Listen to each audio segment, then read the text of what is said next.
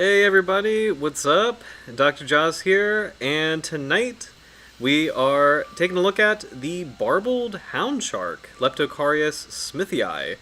So this is going to be a really cool species because it's the only member of its family, Leptochariidae, which kind of boggles my mind a little bit because, and it makes sense that I'm not really as familiar with this group because this isn't really, like I'm more familiar with Western Atlantic species and this is like an Eastern Atlantic species and like more of a tropical species.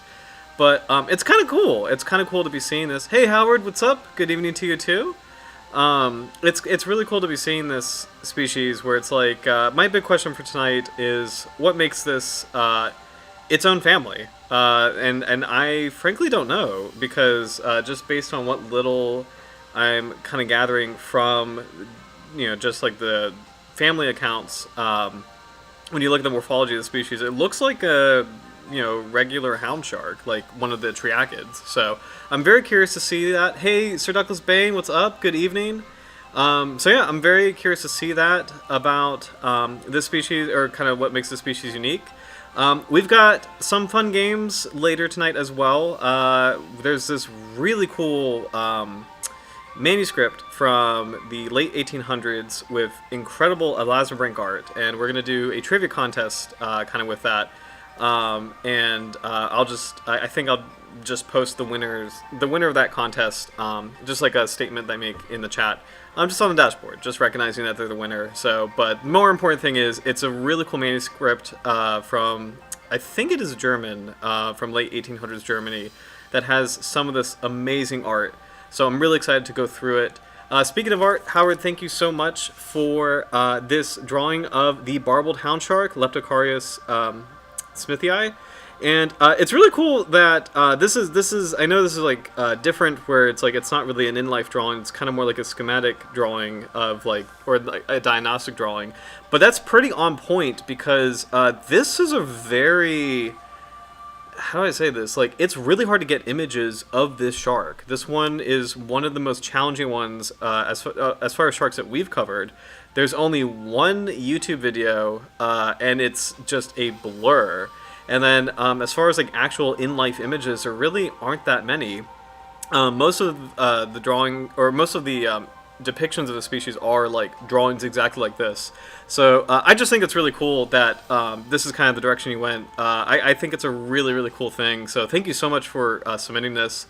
My suspicion for Leptochariidae is the pronounced barbels, hence the name Barbeled Houndshark. I'm assuming that's what makes this family different from the other triachids, but we shall see as we go into it tonight. But this is super cool to see, so thank you so much, Howard, for submitting this. And I do love the attention to detail with like kind of the falcate dorsal fins and, again, the barbels, and also the teeth. It actually lines up really, really well. There's a couple images that we'll see tonight that will look very similar to this. So this is super cool. Thank you so much for submitting this. Hey Minjus, welcome back. Good to see you. Yeah, I'm excited for tonight. Oh yeah, no worries. I just saw your comment, Howard. Like running out of time and hard to find images. Yeah, I mean that's a big thing. It's so hard to find images of this species. So, but yeah. So glad you guys are here. I'm excited. So we got at least three people for a contest. Hopefully more people join. For a competitive shark trivia that is actually going to throw me for a loop. So I'll be the judge, but it's going to be hard for me to guess some of these, because what's cool about the art that we'll see later tonight, it's so old that the scientific names will be kind of helpful, but not super helpful because the taxonomy is revised. So we'll get more into that later. I figured just to give some people more time and to also take a look at the species, we'll just do a brief rundown of the Barbeled Houndshark, and then we'll dive into the contest. So also, happy President's Day.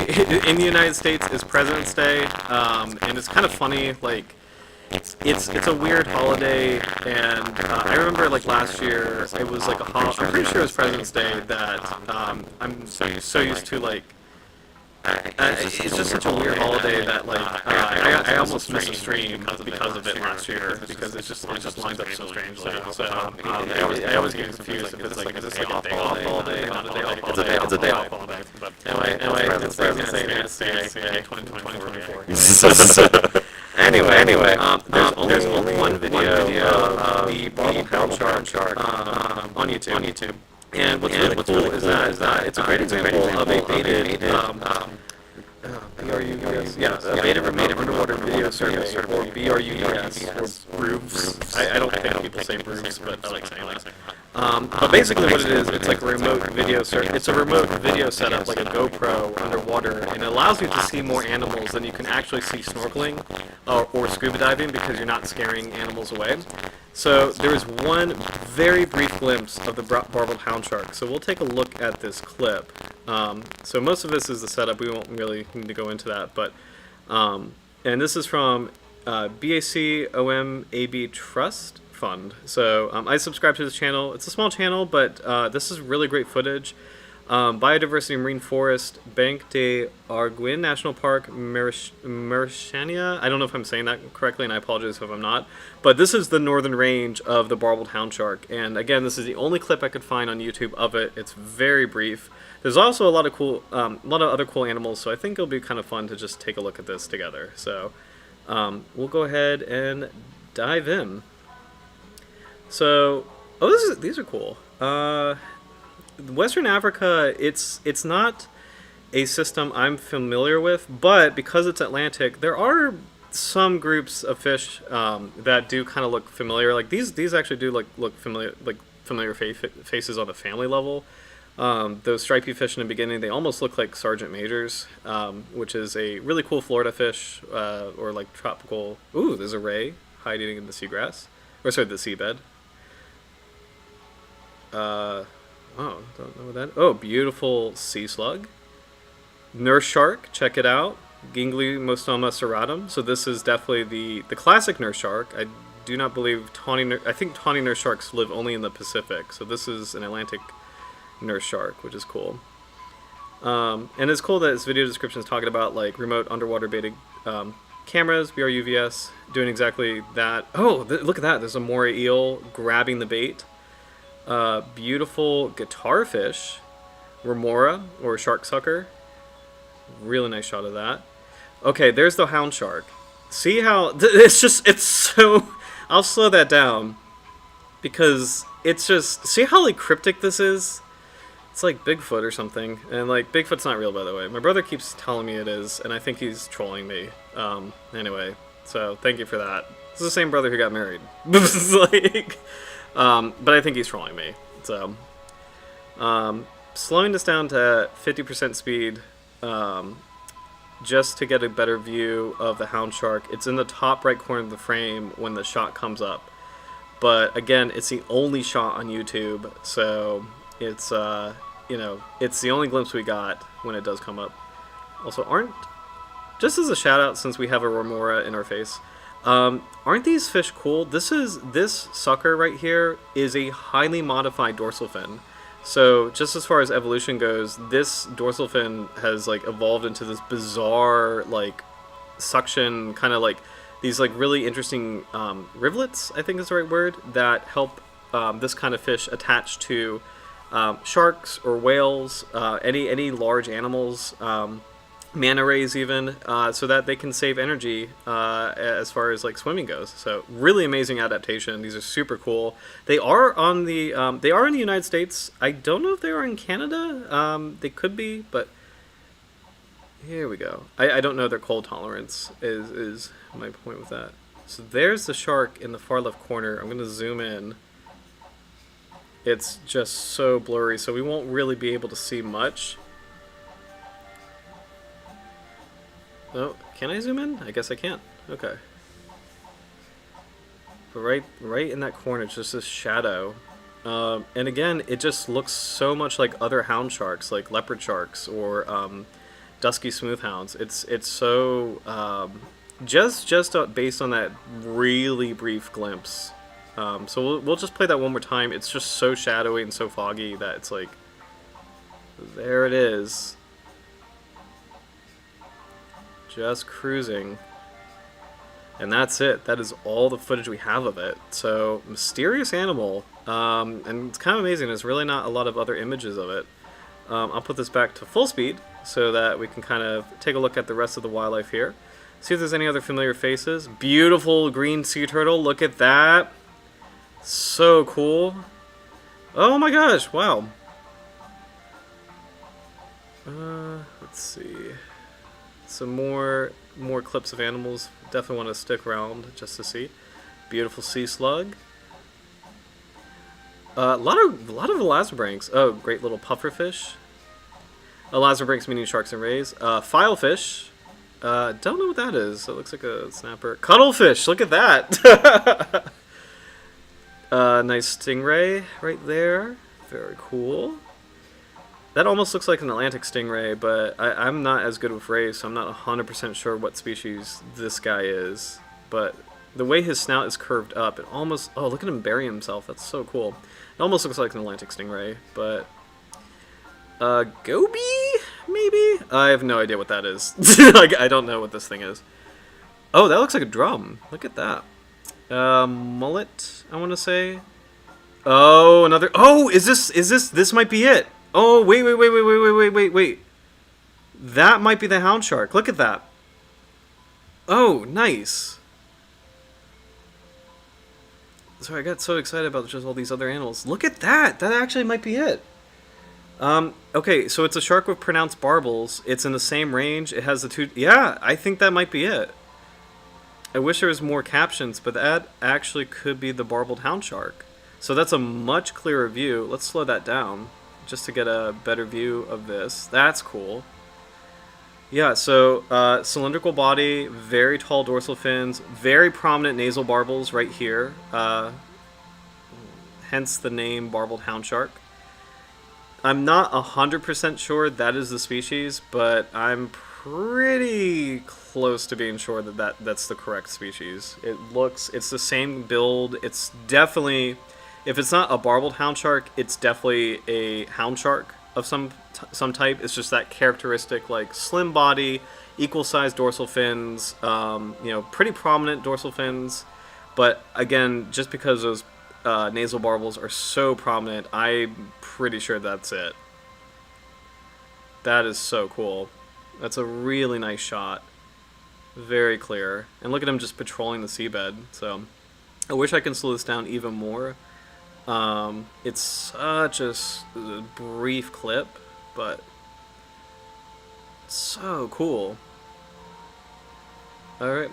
And you have to wonder if it's using... Some sharks use their nasal barbels to like help detect things like vibrations in the sand. So you have to wonder if it might be doing the same thing. Like, see how the barbels are dropping down and the shark is so close to the seabed? Could be helpful. Just an educated guess in terms of what it's doing in this clip. So cool. I'll play it one more time at normal speed, and then we'll keep going. But that was a nice surprise. I did not notice that.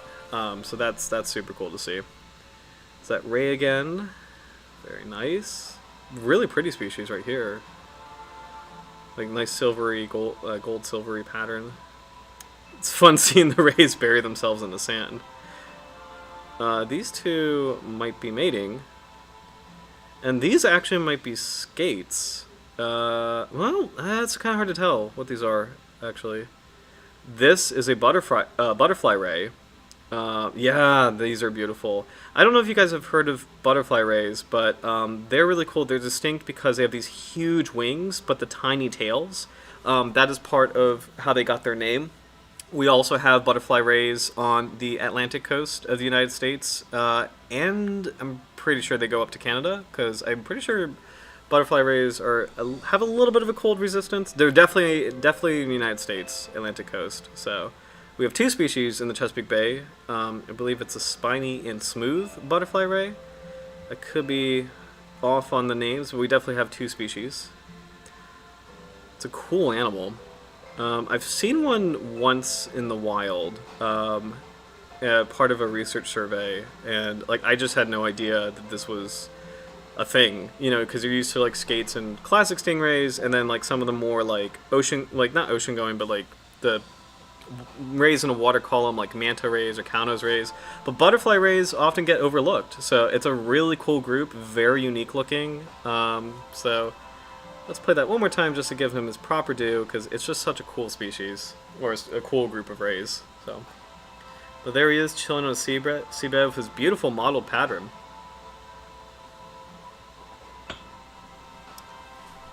Just like such a graceful animal, and I love just like the exaggerated wings. It's just such a beautiful animal. Super, super cool. And he just settles back down. Great camouflage for the seabed as well. He's actively burying himself. This has been a great video, just kind of seeing how rays do that. So awesome. So yeah, please check out this channel, BACOMAB Trust Fund. It's just, that was a really cool collection, featuring Banc des Arguins National Park. I apologize if I'm not pronouncing that correctly, but super, super cool. So let me catch up on the comments. Hey Roy, what's up? Let's see. Sorry, just catching up on the comments. Oh, nice. It's like a belly pork pancake. Yeah, I mean, yeah, I'm really glad. Minjus, never heard of it. Like Roy, butterfly rays wide. Yeah, it's cool. It's just like I love that this is a new species for you guys, because it's like it's not really popularized, but it's a beautiful animal. So super, super cool. But yeah, welcome back, Roy. We have a contest tonight, so we'll get to that in a little bit. It's gonna be like a live trivia with some old art. So and old as in like centuries old manuscript art of sharks. So Barbeled Houndshark, not a lot of information on this, so we'll probably kind of get through the main profile of the species quickly. Then we'll dive into our cool trivia contest and go from there. So it's a vulnerable species, and again lives on the western coast of Africa from Mauritania, I don't know if I'm saying that correctly, to Angola. So mostly tropical. I think this is actually all tropical. That like this part of the coast might be subtropical, but taking a look at the assessment information, it's a vulnerable species. Shallow coastal waters on the continental shelf to a depth of 90 meters. So that's very, very shallow as far as sharks go. So I'm assuming there's no refuge at depth. This species is taken as incidental catch in demersal trawl, line gear, set net, and treble net fisheries across its range. Retained for human consumption and is widely marketed as dried salt or dried and smoked meat. This species is poorly known, and misidentifications with the common smoothhound, Musculus, and the Atlantic weasel shark, Paragaleus pectoralis, are likely to have been and continue to be common. So that's really a big problem, because, and this is part of the reason why there are some really cool guides by the Food and Agriculture Organization of the United Nations. I want to say that's FAO, I think that's what the abbreviation means. But they produce these really great guides for local fishermen to help identify the species that they're catching, and to kind of better inform people of like, hey, this is a species that really is in trouble, and please don't like catch things blindly. Like just take the time to learn what you are catching, because some species really need some help, and some might be okay, but some like really need your help. And misidentification is still a big problem in a lot of parts of the world, and especially since sharks can be really hard to tell apart from one another, especially in certain groups. Yeah, so that makes sense that this is a problem for this species being confused with the common smoothhound and Atlantic weasel shark. High level of fisheries resource use and increasing fishing pressure across its range. There's no species-specific trend data and a lack of species-specific time series data. Considering general declining catch trends and limited number of specimens recorded in fisheries surveys in several localities, the level of intense and large unmanaged fisheries that operate throughout its range, its lack of refuge at depth, there we go, its susceptibility to fisheries, and noted declines in other sharks, including the common smoothhound, it is suspected that the barbeled houndshark has undergone a population reduction of 30 to 49% over the past 3 generation lengths, due to actual or potential levels of exploitation, and is assessed as vulnerable.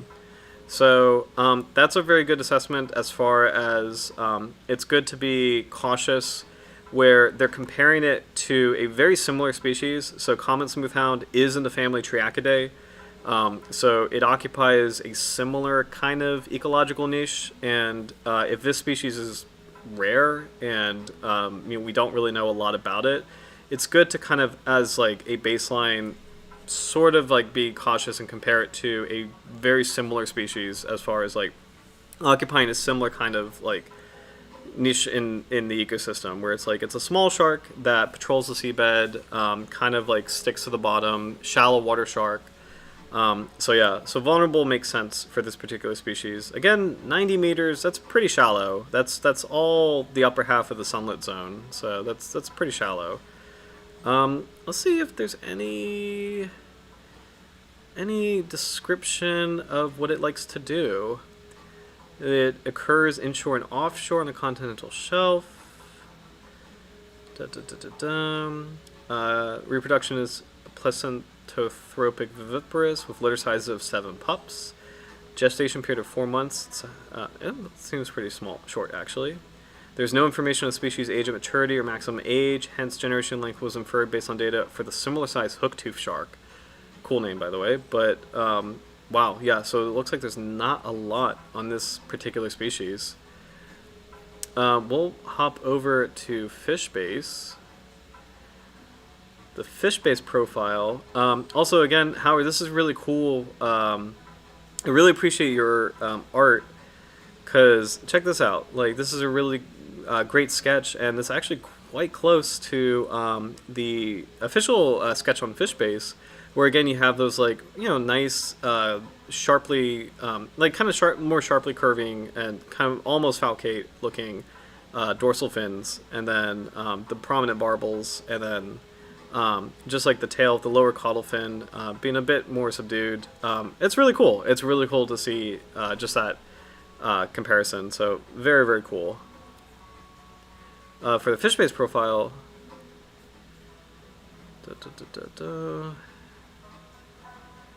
oh, actually I do want to know the Latin name. Leptochariidae means slender. It possibly means slender shark. Smithy Eye is in honor of Andrew Smith, Scottish military physician, explorer, ethnologist, and zoologist who collected many South African sharks and coined many of the shark names later used by Mueller and Onlay. Mueller and Onlay are very big and very old names when it comes to sharks. These are some of the original authors of sharks. And actually, yeah, check that out. They are the author of the species in 1839. So that is when the species was officially named. Biology. Found on the continental shelf, especially abundant off river mouths and muddy bottoms. Salinity is full seawater. That's kind of a weird detail to put in there. We haven't really seen that for other profiles. Feeds on small bottom and littoral organisms like crustaceans, bony fishes, octopi, and sponges. Sponges! Ah, interesting. I don't think we've ever seen a shark that eats sponges. That's actually really cool. Also odd. Because I can't imagine sponges being very nutritious. Like, it's that's interesting that they do that. Because, like, if I remember correctly, most sponges, they just have, like, I forget the material that sponges are made of, but it's just kind of like, it's not edible. It makes me think of coral, where it's like, I don't think you get a lot of you wouldn't get nutrition out of coral, really. Like not I mean, like, not like the whole chunk of coral. That's interesting. A sponge eating shark. So never seen that. Viviparous, young in the litter. Sorry. Dental sexual dimorphism is manifested by males having greatly enlarged interior teeth. Now that is actually really cool. So some sharks exhibit pretty prominent sexual dimorphism, meaning that males and females look different. My favorite example is it's a kind of angel shark called a sand devil, where the males have thorny fins, like, and females have smooth fins. It makes me think of kind of like antlers in deer, where like male deer have antlers, female deer do not. So it's kind of cool seeing like it's not something. I don't think a lot of sharks have sexual dimorphism, or at least prominent sexual dimorphism, other than size. Like for some of the newer viewers, we've talked about this before, but for some of the newer viewers, female sharks generally tend to be larger than male sharks. They also generally tend to have thicker skin. I don't know what the reason is for the size, but for the thicker skin, big part of that is mating, where when sharks mate, male sharks will bite down on females' fins to kind of help ease the mating process. And as an adaptation, female sharks have developed thicker skin to kind of put up with or just like endure that bite. So, but it's kind of cool because it's like in the shark world, females are the biggest and the toughest, and like I think that's really cool. So, but for dimorphism, other than size, there's not a lot of other little features typically with species. But it's really cool to see that for this shark, the barbeled houndshark, males have greatly enlarged anterior teeth. That's actually pretty cool. Let's see. Not much else on fish base, but that was actually some nice information. So I'm really enjoying that. Here is the original. This is not the art that I was talking about, but this is the original drawing of the species from Miller and Anlay. This is actually really cool because this is actually a little. This is actually. That's really cool, Howard. This actually lines up pretty nicely. So I just think that's really cool. Catching up on the comments. Let's see. Oh, Howard, I just saw your comment. Like that style, especially the antiquated drawing. Yeah, we're gonna see a lot of that tonight. I'm very excited about that. Oh, CM Mingus, thank you for jumping on. I really appreciate you being here. So sorry you had to go, but thank you for jumping on. Smithy got some manly munchers. Yeah, that's awesome. I appreciate that, Roy. Yeah, check out the teeth. Actually, these are very prominent. For a shark of this size, these are actually proportionally pretty large teeth. Especially the lower teeth. Those actually look a little vicious, which is cool. That's cool to see. And you have to wonder, why does this have larger teeth? Especially on the bottom. Like the top row does not seem as pronounced as the bottom row. So, very cool.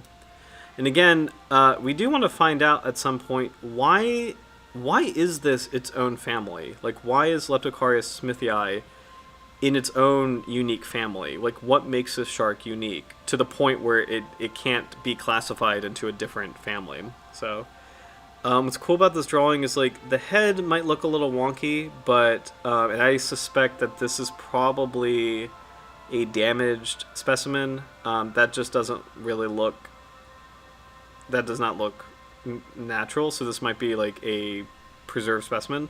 But the barbels are still pretty huge and pretty prominent, so again, that could be the key feature that makes this species its own family. No other new information. Okay, no other new information on sharkreferences.com. Here is one picture. It's a sad picture, but it is a picture of the shark in not life, but close to life. And you can see, like, in life, much smoother looking than that original drawing. So again, the original drawing is probably not super accurate, or it's probably of a damaged specimen. It looks like a typical triachid to me, but again, as we learn more about the species, we'll take a closer look at what makes it different. And then finally, this was a little snippet. It's the same piece of art, but this actually might be closer to the original description. Family Leptochariidae, founded by Gray in 1851. So this species was named in 1839. Or I'm sorry. Okay. So the species Leptocharius smithii was named by Mueller and Onlay in 1839. And then Leptocharius is named by Smith in 1838. And then Leptochariidae is its own family established in 1851. So it looks like there was some time when scientists realized, oh, there's something about this that's quite different from other sharks. So, but yeah. So we'll catch up on the comments briefly. Let's see. Howard, the lowers are interesting. They're usually smaller than the uppers. Yes, agreed. They are very like those teeth in this particular species. Really odd arrangement. I'm not really sure what the function would be, but it's really cool. I don't know if we've seen a shark quite like that, where the lower teeth are larger than the upper teeth. So, and it's cool that we're seeing this, where it's like, okay, there's something interesting about the teeth. There's something interesting about the barbels. So it's really cool that we're seeing this, you know, like as far as sharks go, or as far as this particular shark species goes, where like maybe these are key features that make it unique, but we'll find out more. Oh, cool. Sorry, Roy, I just saw your comment. Sharks of the World says that the larger teeth are likely used for courtship or copulation. Interesting. So that actually makes sense, because wait, didn't we read that the males have larger teeth? So that actually totally makes sense. Dental sexual dimorphism is manifested by males having greatly enlarged interior teeth. So that actually makes sense. So that actually could relate to that same dynamic where, again, female sharks are bigger and have the thicker skin. So that actually totally tracks. So yeah, that fits. Thank you, Roy. That actually totally fits. So Sharks of the World says that larger teeth are likely used for courtship or copulation. Awesome. So thank you. Yeah, so already we've got some cool things on the species. There's more to explore, but I think before we continue with this shark specifically, it's time to do our contest. So what we'll do is, let me check the reference first, because this is actually a really famous piece. Okay, so I pulled this from sharkreferences.com. I forget what museum or what source allows this to be online and publicly available, but this is, and I really can't speak German, but I will try. Systematische Beschreibung der Plagiostomen from Berlin, Viet something. Sorry, but anyway, this is a really important book.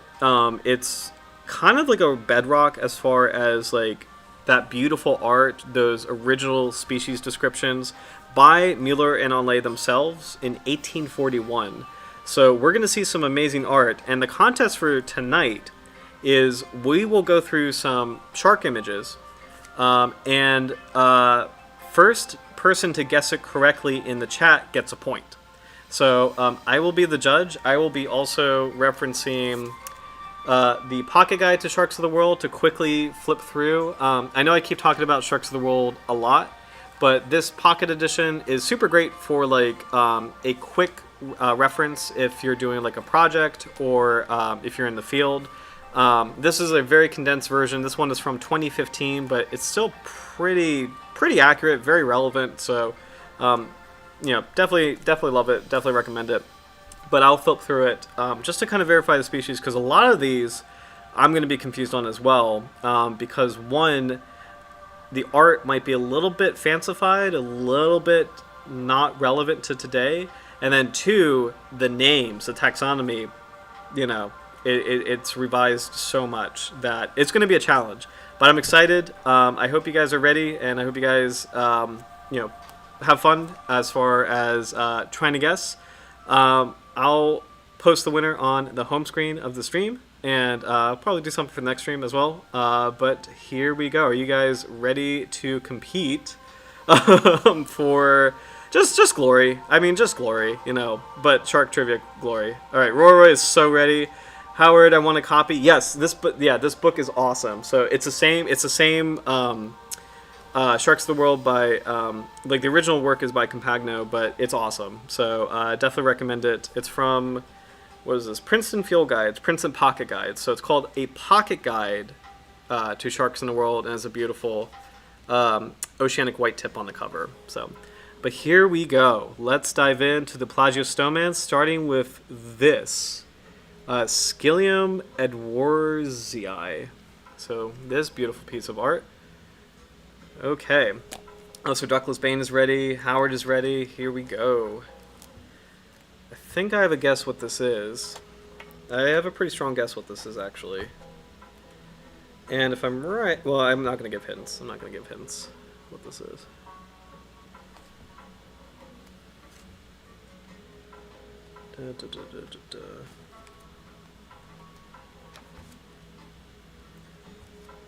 I'm just going to... Well, yeah, I can't... I'm just going to say this particular group is tricky.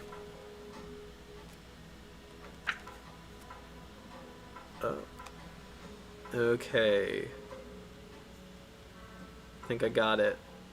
All right, I have point for Roy. Yes, so that is a shy shark. So this looks like this is the puff adder shy shark, Haploblepharus edwardsii, because Edwardsii is retained. It's a similar coloration. I'm not 100% sure, but it's definitely a shy shark. So I'm gonna give you a point. So Roy. I've got a sophisticated point system here. So 1 point for Roy. We've got plenty of sharks to go, so let's check it out. Shark number 2. It's going to take a while to load. Scyllium bergeri.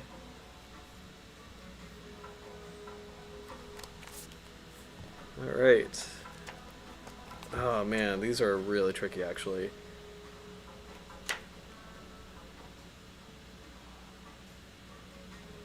Okay, just... I'm not going to say anything.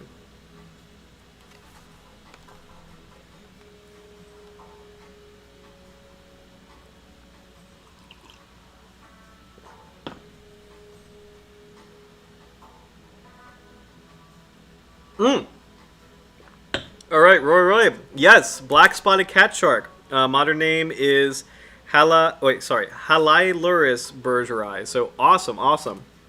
2 points. Excellent guess. This is actually a beautiful piece of art. It's also fun as we're doing this. The longer we take to guess, I mean, the more we do have the art on the screen. So it's just like very, very beautiful piece of art. This is over 100 years old, but like it's incredible to see these full color illustrations. So that retained really well. All right, so great job, Roy. Shark number 3. Oh man, Chiloscyllium punctatum.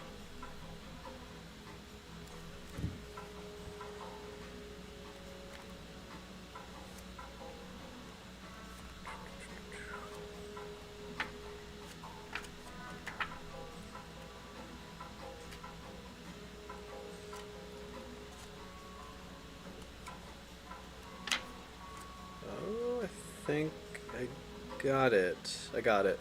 Okay. These are challenging, by the way. I just full disclosure. These first. Yes, Roy, brown banded bamboo shark. Yes, it's the same name, Chiloscyllium punctatum. Same one for today. Awesome. But yeah, these are challenging. The small sharks that are like in this group, and we've already like hopped between 2 orders, but this is really challenging. But awesome, great job. 3 points, Roy. Chiloscyllium punctatum, the brown banded bamboo shark, and this one is probably a kind of like a not a full adult, because as this species gets older, its color starts to fade a little bit. Baby brown banded bamboo sharks have very striking patterns. This guy is, kind of almost pale, but not quite. So it's kind of on its way. What's really cool to see is that, I wonder if I can go back to the other shark. So the shy shark and this cat shark, these are in Carchariniforms. They are these, elongate bottom-dwelling sharks, but they are part of the same order. But this guy, the bamboo shark, is in Orlectolobiforms. So part of the difference is the positioning of the mouth. So for erectolobiforms, the mouth is roughly like in front of the eyes, like it kind of is almost at the edge of kind of like edge of the head. So it's like really at the edge. Whereas in carcharodontiforms, the mouth is kind of positioned a little bit closer beneath the eye. So the mouth is actually, for carcharodontiforms, is under the eye. So the lower jaw, it's not easy to see in this particular drawing, but the lower jaw is actually below the eye for carcharodontiforms. And for electolobiforms, the jaw is like in front of the eyes. So nurse sharks are a great example. Nurse sharks have those like vacuum mouths, like those suction mouths that are in front of the head. Whale sharks are a perfect example where it's like they famously have like that wide gaping mouth, but just like at the front of the head, like the front edge. Whereas like if you compare it with a basking sharks have a gaping mouth too, but the mouth is actually beneath like the snout. So like for erectolobiforms, like whale sharks and this guy, the bamboo shark, the mouth is in front of this. It's like with the snout. It's like at the very edge of the body, whereas like all other sharks, the mouth is beneath the snout and beneath the eye. So it's a really cool way to kind of help tell the orders apart, especially for like, you know, at first glance, these all look very similar and they all look the same and they occupy a pretty similar ecological niche, but that's a cool way to tell sharks like these apart. So just fun fact, but we'll move on, I promise. So, okay. Chiloscilium griseus.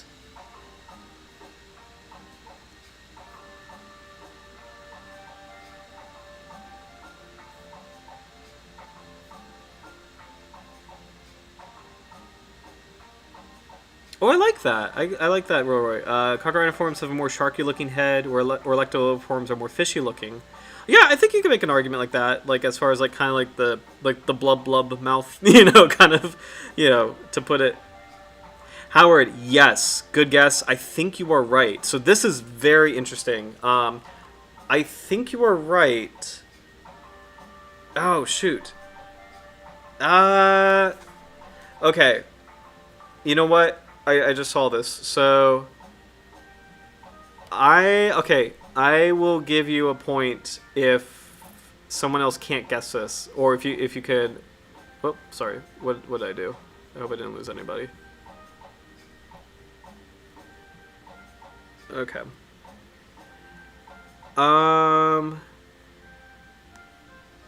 Sorry, I kind of screwed up my display, but I can still see you guys. Sorry about that. Okay, sorry about that. Okay, so Howard, it's so close that I think I'll give you a point. Roy, it's not a blind shark. Any other guesses? I want to give people some more guesses.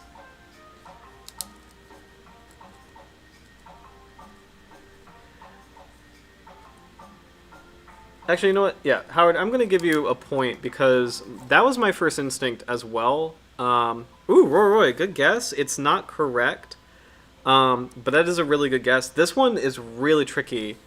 Any other guesses? It's super tricky.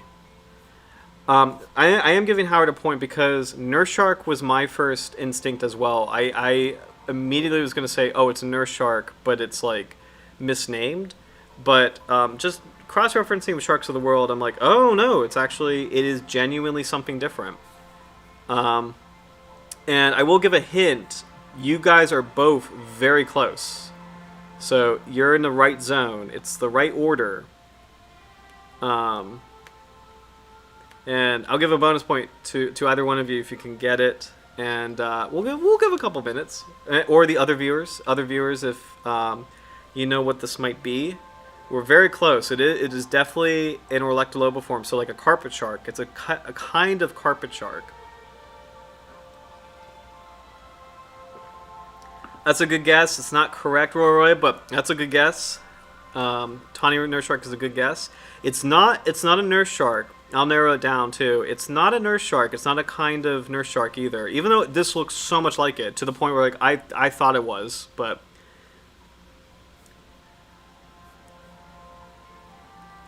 I mean, look at that head. It looks so much like it, but it's its own thing. We'll give. I'll do 2 more minutes. I'm gonna do 2 more minutes. This is fun, by the way. I am really enjoying this. And I will say, like, I would say, like, Carcharodontiforms, especially the cat sharks, or Electolobiforms and Squaliforms, they... Oh! Yes! Yes! Roy got it. Gray bamboo shark. So, I'm giving you both a point because, you know, I immediately was going to say nurse shark, so... but Roy, that is correct. It is the gray bamboo shark, Chiloscilium griseum. I had no idea that it looked so similar to nurse sharks. It looks like basically a mini nurse shark. So, yeah. So, Howard, I am giving you a point, absolutely, because I was going to say the same thing, honestly. So, but awesome job. All right. Shark number... Ha-ha! Here we go. Oh, man. Wow. I don't think I can even read that, but I think we know what this is.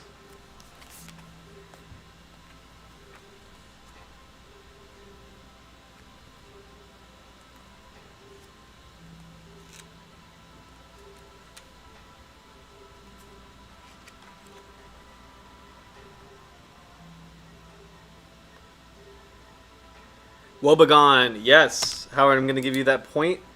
The name is so screwed up that Woebegone is totally fine. Spotted Woebegone. I don't know if this one is the spotted Woebegone. This is something Barbatus, but like I don't know what this could be. Looking at the pattern, it could be a spotted Woebegone.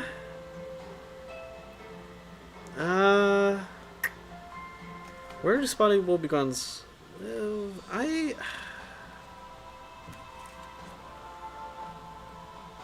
I don't know. This thing, there's so many Woebegones that have such a similar pattern.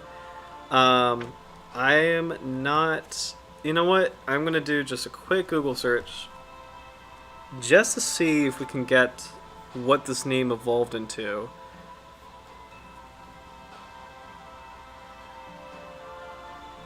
Okay. I can't even see that. That's like,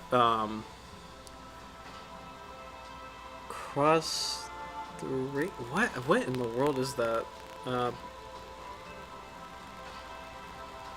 gonna do a quick search, and if it doesn't work,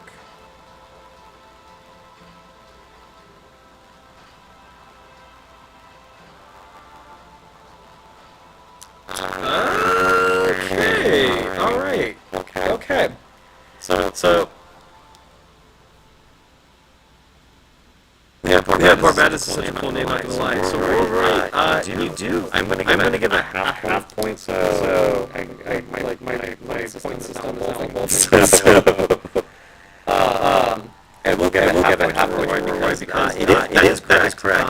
It is. I'm gonna give the power just for gain. Woebegone quickly. But I'm gonna give half point for Roy just because that is actually the name. That is the correct name that this species is evolved into. So this diagram is of a spotted Woebegone. You are correct. So that's pretty cool. It's just like because the name is so old, it was like it's just hard for me to identify what this is. But apparently, this old name Barbatus became the spotted Woebegone's name, and it was a synonym.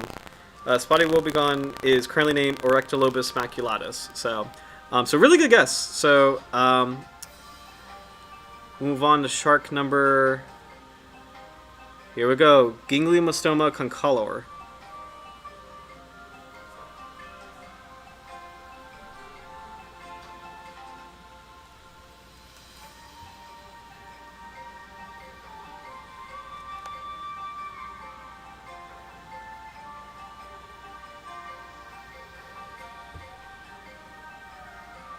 Go for it, Roy. Go for it. Just saw your comment. Oh, that's obvious. Just go for it.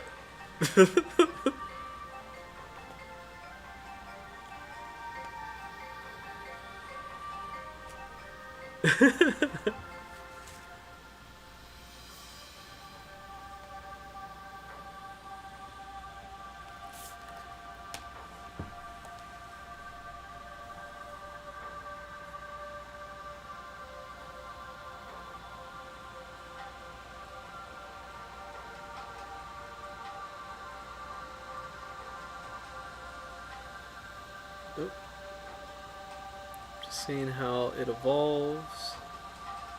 Because I don't think concolor is valid.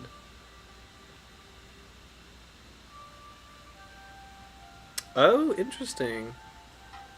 Yes, Roy, got it. Tawny nurse shark. Tawny nurse shark. So it did evolve into tawny nurse shark. So 5.5, Roy. Howard, good guess because of the fins. And like with the art style, I think these fins look a bit exaggerated. But then again, I do remember tawny nurse sharks. They do have the weird falcate fins. I do remember that. So, but good call, Roy. Tawny nurse shark. This is really fun, by the way, seeing the names because they're all really weird and they've all changed so much. So let's keep going. Here's a cool diagram of. Oh my gosh! So these are different cat shark jaws. We'll keep moving on. That actually, yeah, most of these are cat sharks. That one is a nurse shark though. Stegosaurus fascia. No, that's not a nurse shark. I know what that is, but I won't say it just in case it comes up later. Okay, Carcharius Scoliodon laticaudus. It's a good challenge.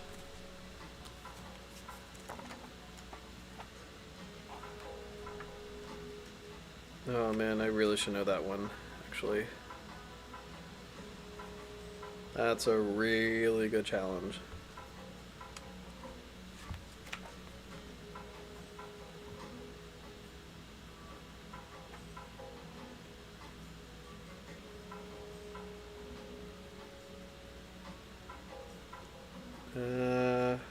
Oh, there we go. Oh, that's evil. That's a really good challenge. That's a really good challenge. Okay.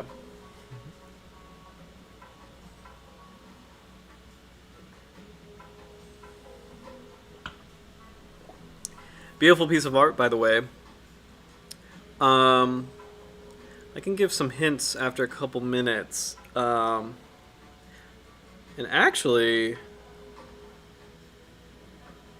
this one might be cool to do next week.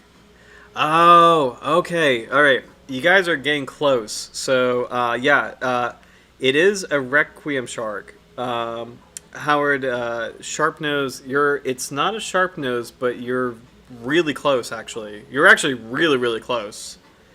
Sir Douglas, good guess just because of the body shape. Because it does have like it is a smaller shark with the soft fins, but it's not a dogfish.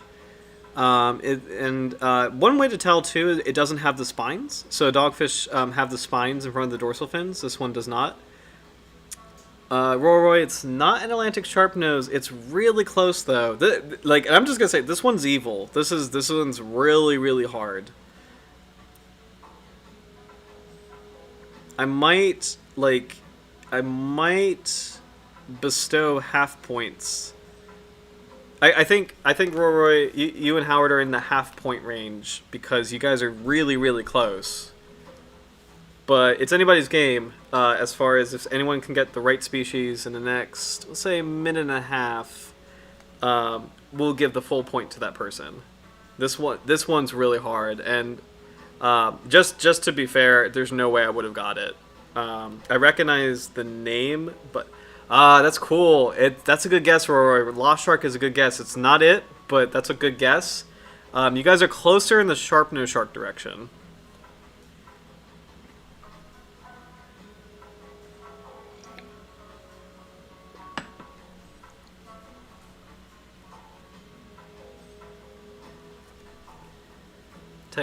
Just keep an eye on my clock. We'll do one more minute. This one's evil, so I will give you and Howard half points if I don't see the correct answer. This is really challenging. I don't think I've heard of the scientific name of the species, but I've never really heard the English name of the species. This might be a good one for next week, actually.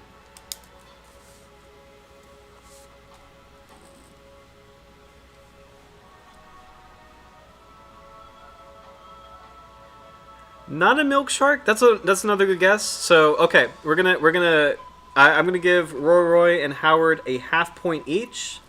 So Roy, you are up to 6. Howard, you have 2.5. This is a spade nose shark, Scoliodon laticaudus. So it's very close. It is more closely related to the sharp nose sharks. Very similar body type. It is definitely a kind of requiem shark.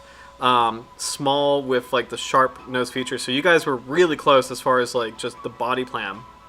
But I'm gonna be honest. This one's evil as far as like it.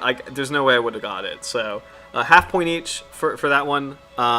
Spade nose shark. So this might be cool to do next week because I like. It's a really cool shape, really cool name, and not a well-known species. So.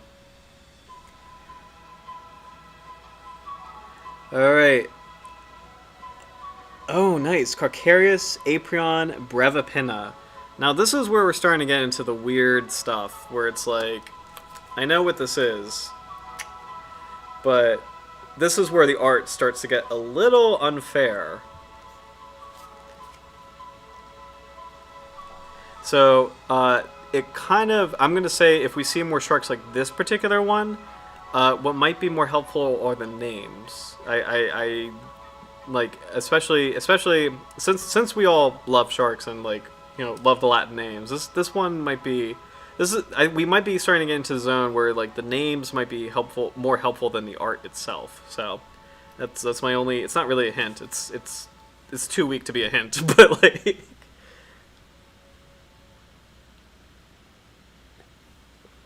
I will give a hint though. I don't know how helpful this is, but this is a shark in my backyard. As far as it is in the Atlantic, in the U.S. Mid-Atlantic. Pretty popular shark.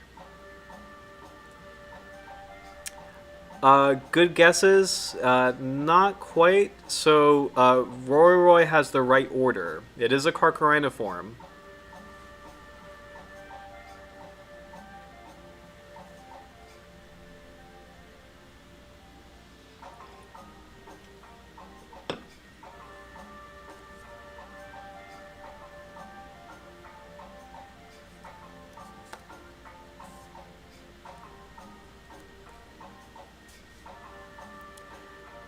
And if you guys are cool with it, I could give more hints as we kind of if it's something that I recognize, I can maybe start giving hints. But if it's not, then like, I mean, we can leave it silent. Let me know if you want hints. Like if we have species that we're kind of like we have, and yeah, I'm gonna be quiet for now. I'll wait for the chat as far as if you guys want hints or not. But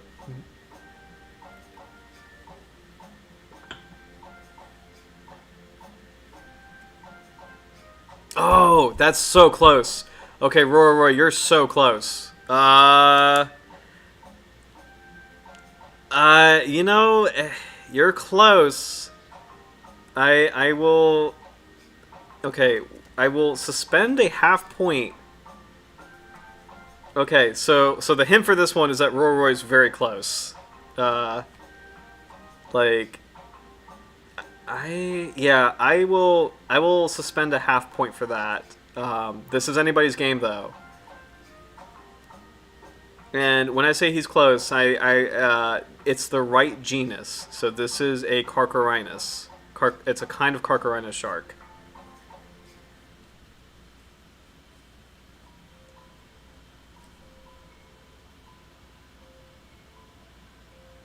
We'll give one more minute. When the clock strikes 10, I'll announce it.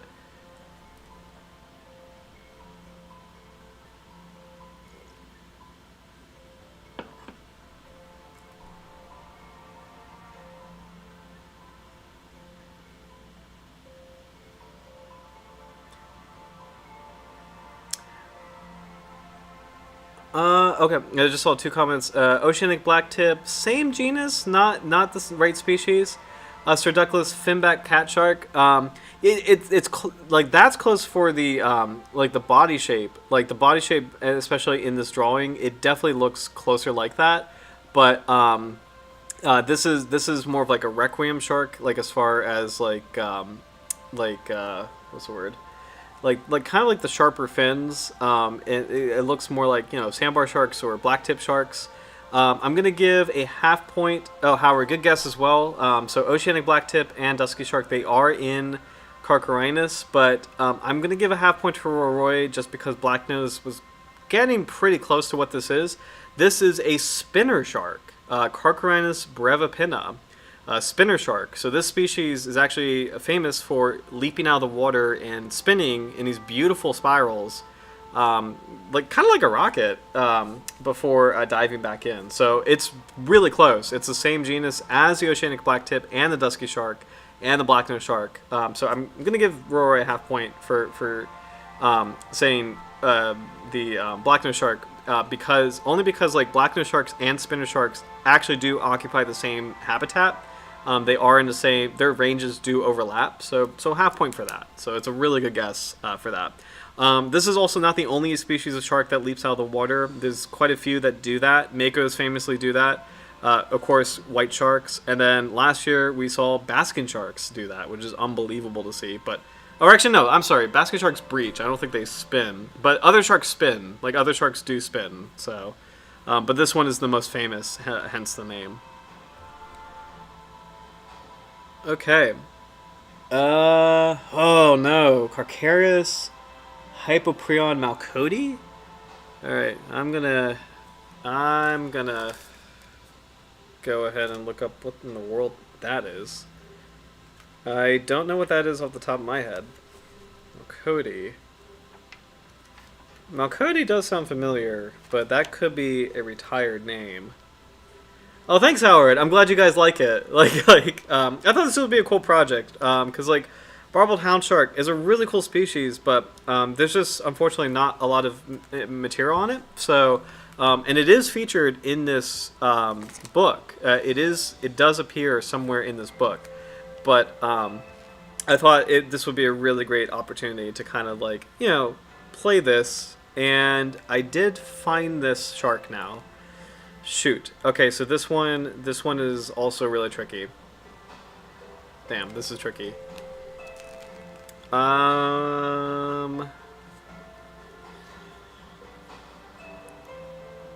Okay.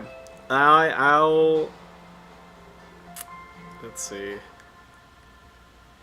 I'm gonna give a half point to Sir Douglas Weasel Shark. That's close. It is close. It's not a weasel shark. It's in the same order. So this is a Carcharodontiform. So that is a good guess. So I'm gonna suspend a half point just because that's in the right order.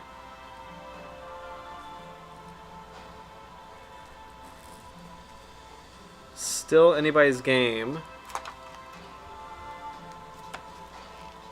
I will say this one's challenging, so I'll do a half point for anyone who can get the genus.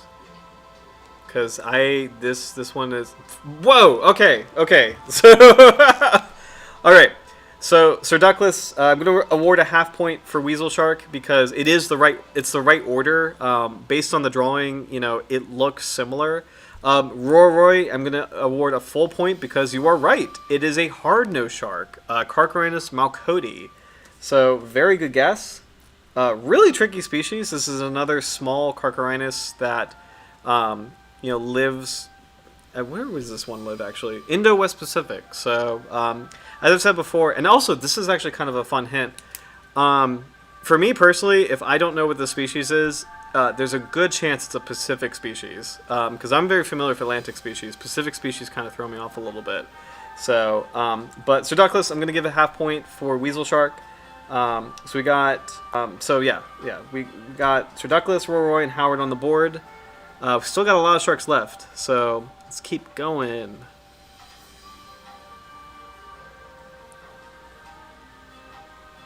Carcharodontis, Prianodon, Glaucus. Okay, this is a good one. This is a good one. So this shark right here, there's a key feature. There's two key features that should reveal what this. Haha! Roy's got it. Blue shark. So the two key features are it does have that beautiful bluish greenish sheen. But the big thing is the giant pectoral fin. So the pectoral fin is really long. It's very characteristic of a blue shark. This particular drawing has like the big eyes as well. The snout looks really wonky because this is probably a dehydrated species. So for context, a lot of these drawings are based on species that have been collected and preserved. And in the preservation process, they do dehydrate. So, things like this really weird looking pointy snout can be very misleading. And then like also the fins looking kind of shrunken and shriveled, like, they can be misleading because that's part of the preservation process. And this is from over 100 years ago. But you can still see the pectoral fin is huge. You can still see kind of that bluish color and the big eyes. And then my favorite thing is the name, Glaucus. Priones glaucus is the modern name, but Priones glauca is a modern name. It's a very beautiful name, actually. But it's really cool to see Glaucus in the original name. So, yeah. Oh, Howard, I just saw blue shark. I think because, I know, I will give a point for that because I know, with the stream, there is, a delay between when I say something and, when something comes out or something comes through. So I am going to give a point for that as far as delay goes because the delay is, like a minute. So, because whenever I test the stream out and try to listen to my own voice, there's definitely, a minute delay. So point to both of you for blue shark. So excellent guess. Is correct. Here's a cool one. Check this out. Oh, Carcharias lamia. This one is going to be interesting.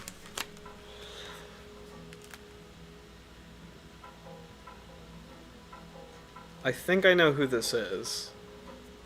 I'm pretty sure I know what this is.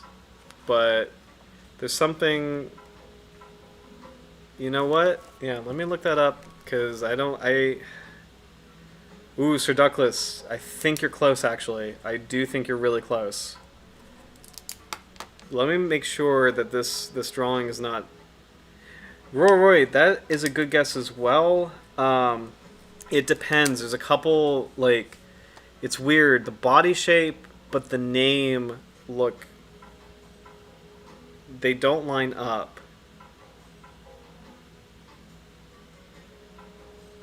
Here we go. You might be... I don't know. Let's see. These are both excellent guesses, by the way. You guys, both you guys, great guesses.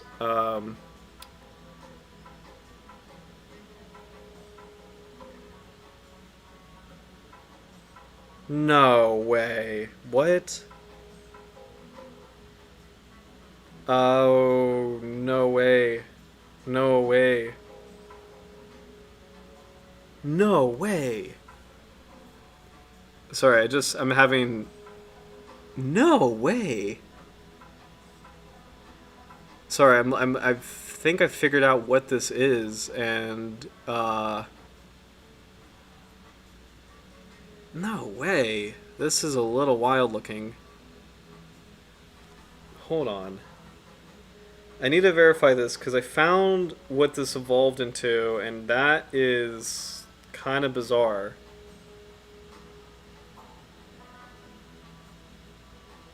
Wow. Okay. Okay. Okay. Okay. Okay. Okay. So, Sir Douglas, you definitely are going to get half a point at least. I want to open up for everybody, because Sir Douglas is the closest so far with Mako. This is a lamniform. I do want to give Roy a very honorable mention because the way this is drawn, this looks a lot like an oceanic whitetip. This genuinely looks a lot like an oceanic whitetip. And I will say the drawing is a little nuts. And I will actually say, this is... I can't believe this, honestly. This is, Let me make sure...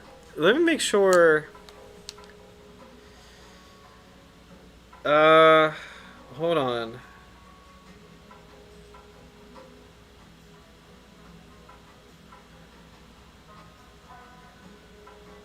What in the world?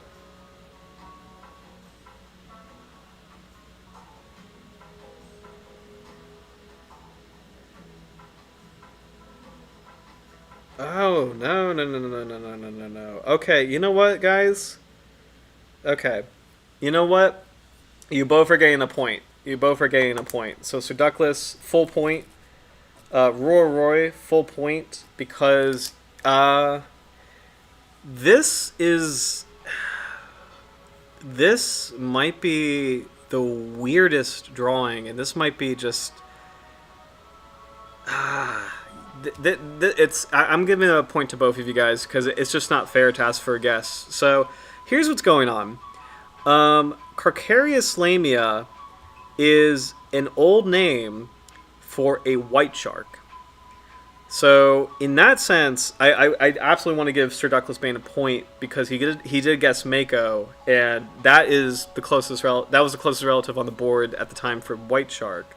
However, when you look at this drawing, it's just too different.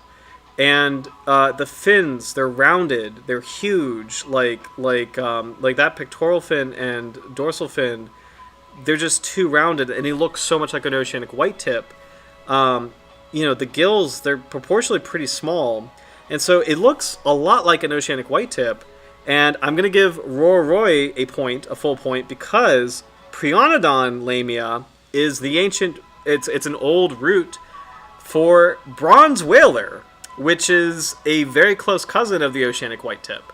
So this is basically, you know, just bad taxonomy. Like this is just outdated, super outdated taxonomy. So my guess is that this is either a genuine, like let me take a look at this. Looking at this illustration, this is either a genuine bronze whaler or an oceanic white tip shark, but the problem is it doesn't have the tips. So I'm going to assume this is a bronze whaler just because like of the bronzy color. It's just really weird looking because those rounded fins look so much like an oceanic white tip. And what's even more confusing, again, the name is just, it's just so split up. Carcharias lamia is an old name for a white shark. Prianodon lamia is an old name for a bronze whaler. So point to Sir Douglas Bain and Roy, just because like those were good guesses in context of just a ridiculous situation. So, and what's even like infuriating is if you look at the teeth here, I know they're very faint probably, but like they're very wide and triangular shaped. And white sharks do have triangular shaped teeth, but I believe both their uppers and lowers are triangular shaped. But oceanic white tips famously have very large triangular shaped teeth as well. So both are honestly good guesses given the situation. So point to both you guys. That is a ridiculous like it's a ridiculous situation. So but let's move on. So good guesses, guys, because yeah, that was just silly. Oh, ho! Carcharias Prianodon gangeticus. This is a good one. This is a really good one. This is more fair. This one's more fair.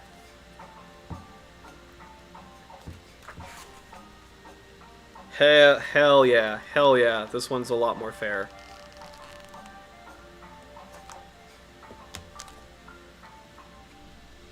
I will happily give hints, but I'm going to give people time first.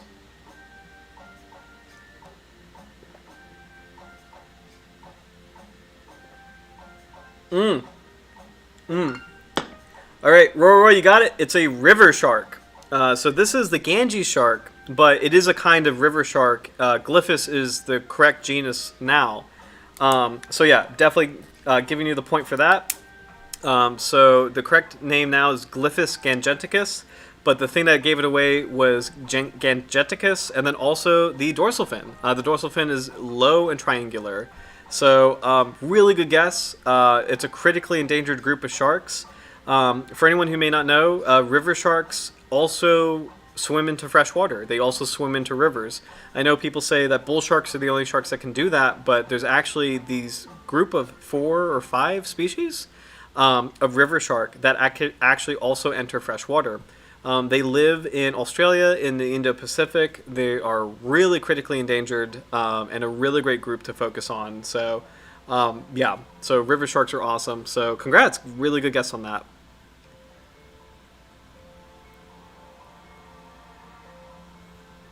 Carcarius pround on glyphus. What? Oh, this is a good one too. This is a good one. This is a good one. Carcarius pround on glyphus.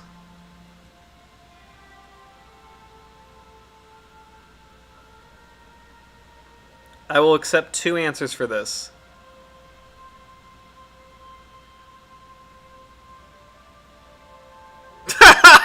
Okay, yeah.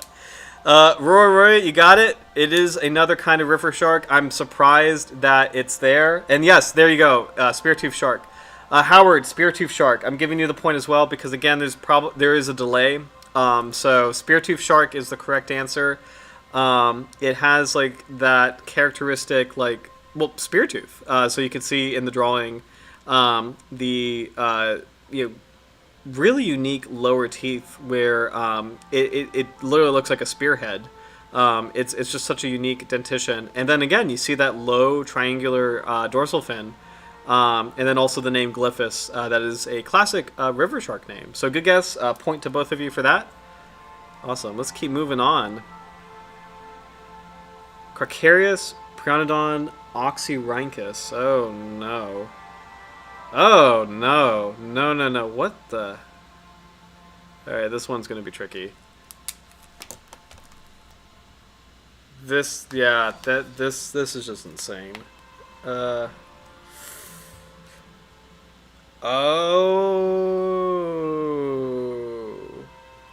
Ooh, Sir Duckless. That's a good guess. It's not correct, but that is a good guess based on the illustration. So, I'm gonna suspend a half point for that, because it does look like a goblin shark with the features. The features do look very similar, but this one's tricky. I'll give a hint in a little bit.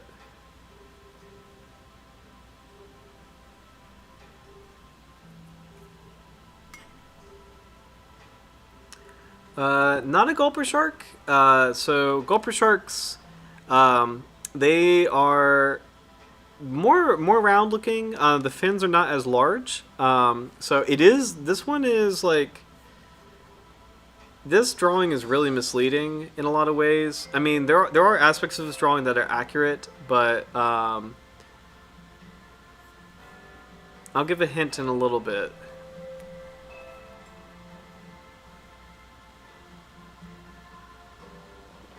This one's tricky. This also might be a fun one. Whoop, shoot. Sorry, didn't mean for the screen to disappear. This also might be a fun one to do next week. This one actually might be really cool to do. Oh, Howard, just saw your comment. I feel like I should know this one. Roy, yes, dagger nose. So it's a dagger nose shark. So Duckless, I'm going to give a half point because drawing-wise, it looks a lot like a goblin shark. So I will give a half point for that. Yes, this is... today it's called Isogomphodon oxyrhynchus, the dagger nose shark. So I don't really know that species very well. What's cool is it lives in tropical South America.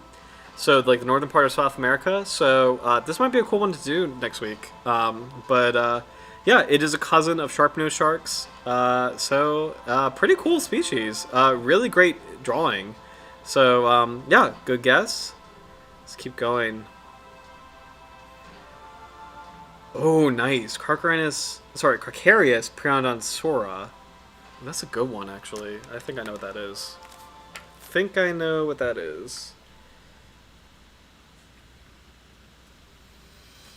Oh, man.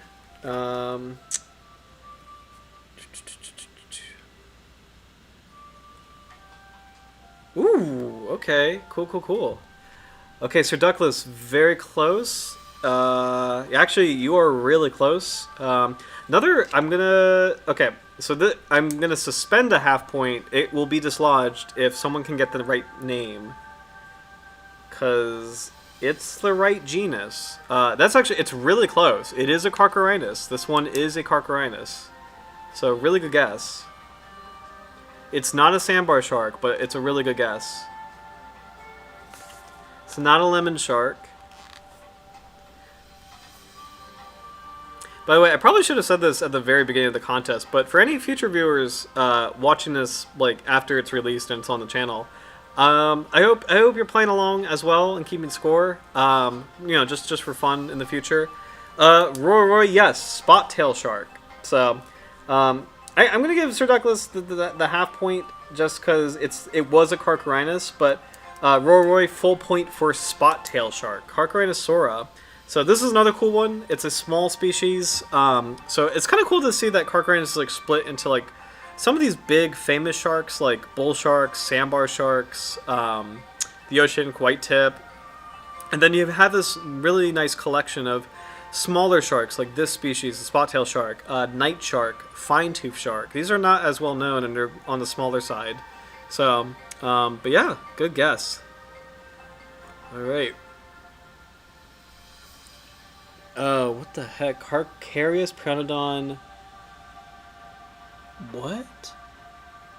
Menusora? Ooh. Let's see. We may skip that one. I have I don't know, actually. Alright, I gotta look that one I have to look up. I don't know if I have any idea what that is. Menusora?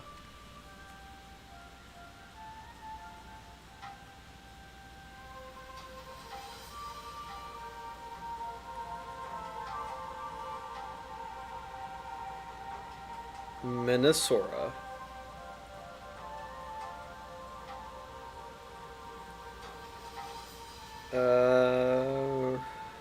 Menusora. Okay.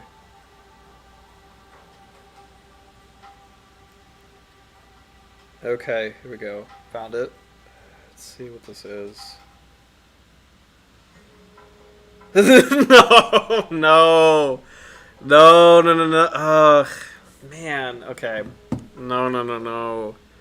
Okay, yeah. Guesses are welcome for this. Damn. Okay. I see it. I do see it. Okay. I do see it. It's not a dogfish. Good guess, though, just with the body size. I will say, so with dogfish, remember that dogfish have spines in front of the dorsal fins. So most, I'm pretty sure all the classic dogfish, like Squalidae, have these prominent fin spines in front of the dorsal fins. This particular species does not. It has smooth dorsal fins. Yeah, this one made me cringe because it's like now we're gonna stay with it because it's like this drawing made me cringe because it is accurate. It's just you have to look at it at a certain way, but it is accurate. So, Sir Douglas, weasel shark getting closer. It is getting closer. So right order. It is a Carchariniform. It's still we are Carchariniforms.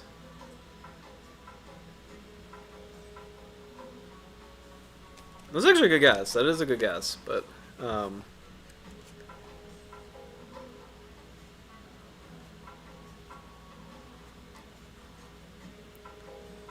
not a cat shark. It's closer. You're getting closer on the weasel shark. It's not. I think a hint would be okay. Getting closer. Not a hound shark, but like if you keep going that direction. So it's like if you look at Carchariniforms, we have like the cat shark end of the spectrum, and then the other end of the spectrum. This guy is closer on the other end.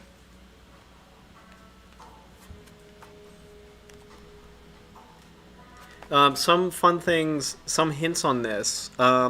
Notice that proportionally the first dorsal fin is pretty low on the body. It's kind of small proportionally. And that notice this is the big hit. This is the big hint for like super shark nerds. Like the first dorsal fin's origin, which is right here, is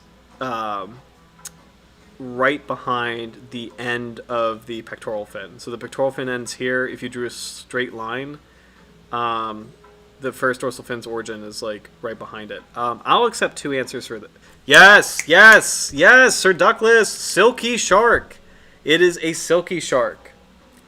Excellent. So yeah, this one is like a ridiculous species because, or sorry, ridiculous drawing because like the name is wild. That's not what it is now. It's what is Carcharodontis falciformis is a silky shark. But like what's cool is that the reason we stuck with this drawing is silky sharks do have a small first dorsal fin relative to the body. Even though this particular drawing is probably of a juvenile, you know, you can still see that feature where the dorsal fin is small. What I just said about the dorsal fin origin and the pectoral fin, like the end of the pectoral fin, that is a very classic identifying feature for silky sharks. It is also a way to identify dusky sharks. They get very confused. It's really easy to confuse them, especially in the wild. But just that really spindle, like that long, narrow, smooth body, just small dorsal fin, and then just like that cool carcharodontiform eye with the nictitating membrane. And that was actually a really cool. That's actually a really cool subtle hint for this particular drawing. Carcharodontiform. See how the in this illustration, there's like this eyelid thing coming up. This is called a nictitating membrane, and this is unique only to the carcharodontiforms. So only carcharodontiforms have this. No other shark has that kind of feature. So so that's actually a cool like way to kind of help tell it apart. And I think I accidentally used a lot of bandwidth zooming in. Okay, there we go. Sorry about that. There we go. Trying to reposition. Okay. There we go. Sorry about that. But yeah, very, very good call. So nice, nice, nice. Alright. There we go. Trying to zoom in a little bit more. So this file, sorry for the delay, this file is so huge. Because it's an entire manuscript uploaded that I zoomed in to see like the nictitating membrane. But, okay, there we go. Kind of messed up the positioning of things, but here we go. All right, moving on. Ooh, this is a good one. Carcharias Prionodon Oh no, what is this? Carcharias Prionodon Teminiki? Yeah.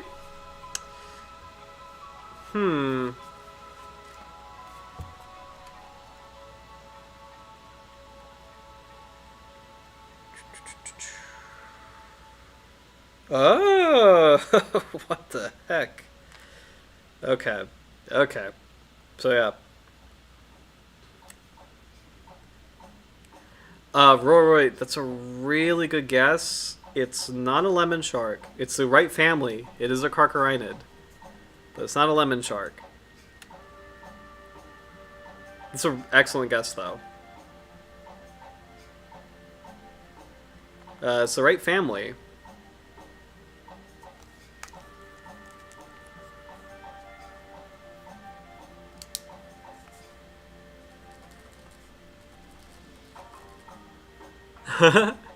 Yeah, so it's the right family, it's the right color. I will say, I think it's been a while since I've seen a lemon shark. I think lemon sharks have narrower pectoral fins, if I'm not mistaken. I could be mistaken. Well, no, shoot. Yeah, that looks so similar, actually. You know what? I will give a half point. Just because it's pretty... That actually really looks a lot like a lemon shark. But still anybody's game for the full point in terms of what this is. And we'll give another minute because it'll be 10:30.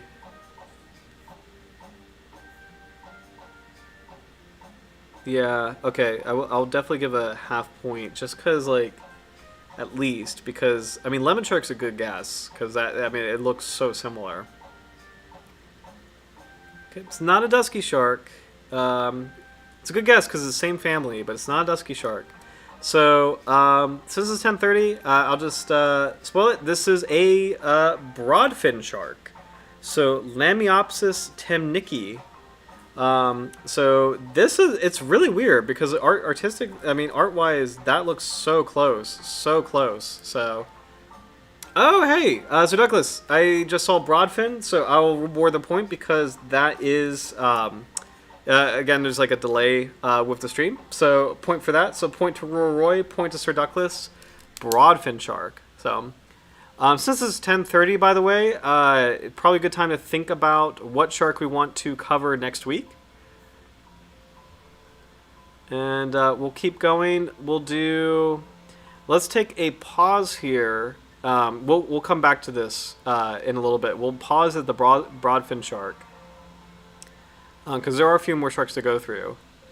But I do want to take a look at some diagnostic descriptions of the barbeled houndshark, and we can take a brief tour as we also think about the species for next week. But there's not a lot of information on the barbeled houndshark, so we'll just take a brief tour of like how the descriptions evolve through time. So here is one, and we're coming back to the contest. We are coming back to the contest, but. That'll be a nice break, nice little intermission as we kind of think about a shark we want to cover for next week as well. So, let's go with his pectoral fin base.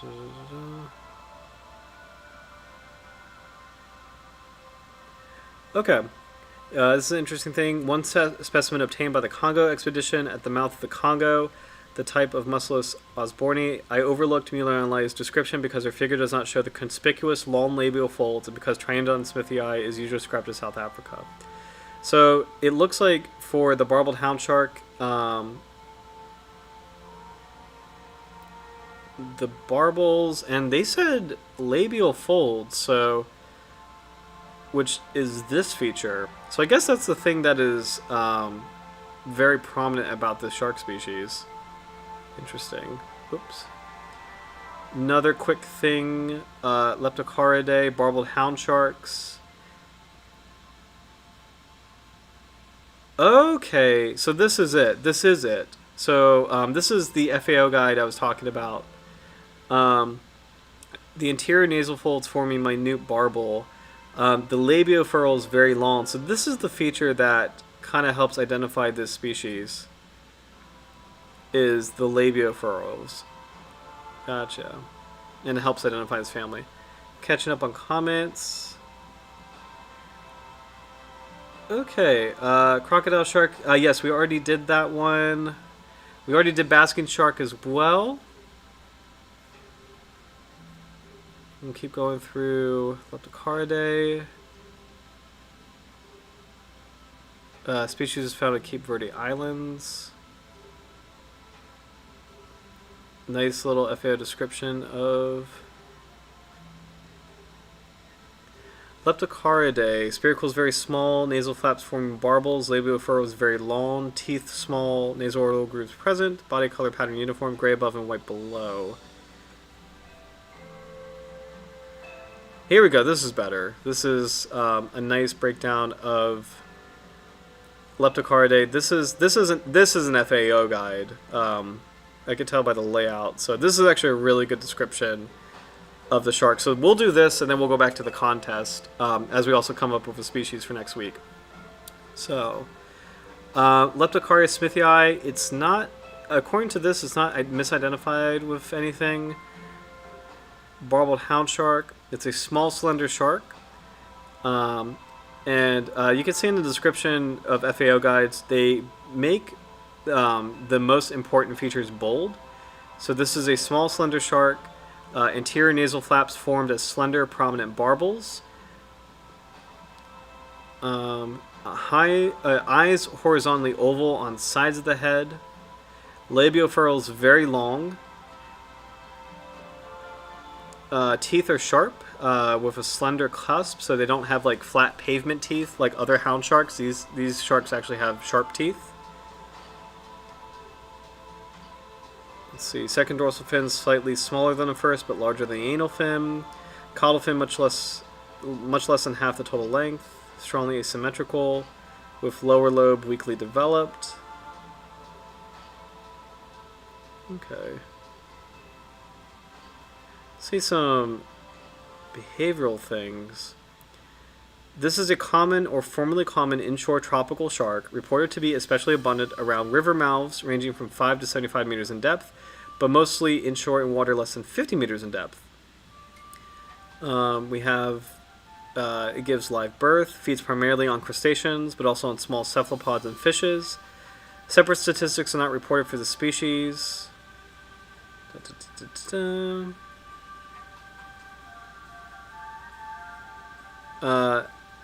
When this was published, IUCN said this was lower risk or near threatened, but this may be optimistic given the inshore habitat limits of the species and heavy inshore fisheries and possibly habitat destruction throughout development and pollution.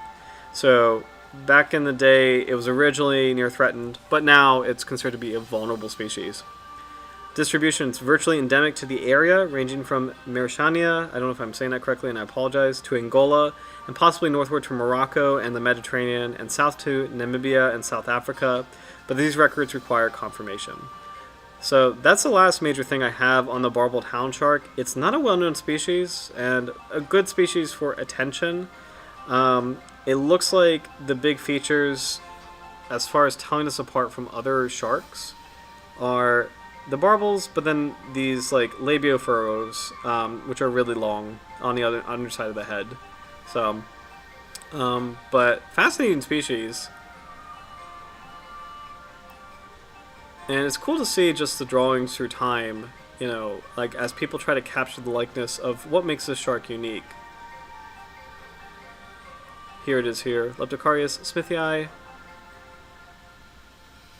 Leptochariidae smithii, very slender shark with these nice prominent dorsal fins. And then finally the FAO guide picture of Leptochariidae smithii. So kind of a mysterious species, this barbeled houndshark, but unique. It's the only one of its family. So here we go. Catching up on comments. Galapagos shark, rough shark, rough shark.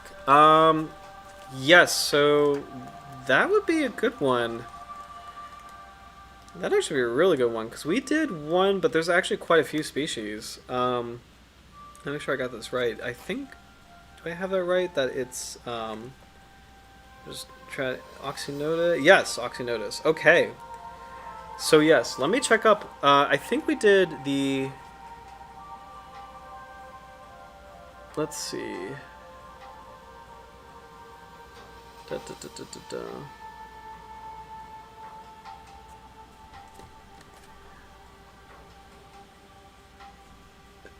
Okay. Sorry about that. I'm checking the channel because I think we did the angular rough shark, but there's quite a few. So rough shark sounds good. I saw Rory suggested Galapagos shark. Sir Douglas said rough shark. Rory said rough shark sounds good. So I think we'll do a kind of rough shark, and I'm just verifying which one we did. Just so, and I'm sorting these by popularity because I know the rough shark one. Okay, so we did the angular rough shark. So let's do a different species of rough shark, and I'll put the comment in the chat. We've got the prickly dogfish, the Caribbean rough shark, which is really pretty, the Japanese rough shark, and the sailfin rough shark. So these sound really cool. I'm torn between the sailfin rough shark and the Caribbean. Well, actually, you know what? Caribbean sounds kind of fun. So what do you guys think about a Caribbean rough shark? And I'll type in the name if it sounds interesting. And we can play Pirates of the Caribbean music or something similar to that. So, by the way, recently watched Our Flag Means Death. I've never seen it before. I've heard a lot of good things about it. And I can confirm, awesome show. So highly recommend it if you haven't seen it. Very much love that show, especially season 1. Let's see. Oxynotus. Carib. Ias. Shark. Okay. All right, what do you guys think? Caribbean rough shark, Oxynotus caribius. So it is a kind of rough shark. They are very cool. They have that triangular body shape that is really unique. Deep water species. It's been a while since we've done anything like a rough shark, so I'd love to come back to it and love to explore what that is. So let me know if you guys like that one for next week. And then, oh, Roy just saw a comment. You could talk about the prickly shark after the rough shark. Prickly shark, like... is that like closely related to bramble shark? Because like, okay, awesome. Sure, I'm down. Yeah, let's do the rough shark next week. And then prickly shark is kind of ran as cookie eye. That one would be really cool. So we could do that one down the week after next, because that one would actually be really cool. But I'm feeling like now I'm kind of thinking about like this sounds ridiculous, but the Caribbean pirates. Our Flag Means Death. I just finished the whole thing recently, and I loved that show. So like, I'm so down for a Caribbean rough shark mood. So let's do it. So Caribbean rough shark next week. Awesome, awesome, and that's gonna be a fun one as far as like images go because it's such a unique looking shark. So all right, we've got about 20ish minutes left. So let's do a victory lap with the contest. As it stands. Oh man. Okay, so we got. There's a lot of points on the board. Roy, you've got a lot actually. Howard and Sir Douglas, you're pretty comparable. There can be a comeback. It depends on how many sharks we have left. So we'll keep going. I'll announce the scores at the very end. So here we go. Oh, this is a great diagram of the teeth, by the way. All right. 20 minutes left on the clock. Trianodon obesus. This one's a classic. I know exactly what this is actually. And as a hint, that this does not fall into my Atlantic Pacific rule because this one is a classic. Now I'm going to give hints for this one, or for the rest of the night. This guy is a classic. It is a meme-worthy shark. I've seen it featured in memes before. Very filmable shark. Very popular with diving. Very popular with dive ecotourism. Yes, Roy. White tip reef shark. So the name has remained the same. These guys are really cute. They sit on the seabed and actively pump waters over their gills. Sir Douglas, white tip reef shark. Yes, point to you as well. Again, there's like a minute delay with the internet connection. So Roy, the snuggling shark. Yep. So awesome. Great guesses. What is this? Oh, Trianodon smithii. What is this? What is Trianodon smithii? 2 points for this. 2 points for this one.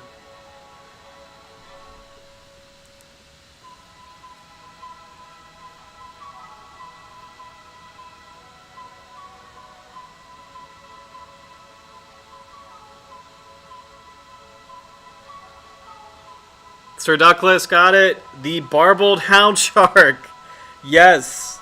2 points to Sir Douglas.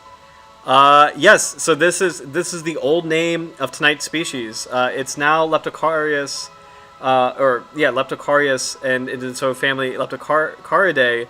But back in the day, they didn't really classify this correctly, and it's actually the very first image we saw tonight. So, or not the first image, but one of the first images we saw tonight, and the very first image we saw before diving into this particular book. So, Howard Barbel Hound, yes, I'm gonna give you the point as well, just because there is an internet delay. So, awesome. All right, this one. I'm actually excited to see if I can get any of these myself as well. Oh no, Galeus japanicus. I have an idea what that is, but let me make sure.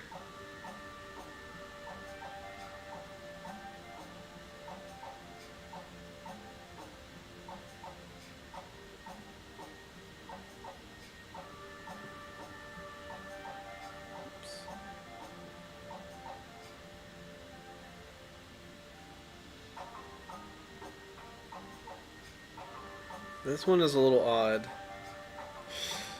Oh boy.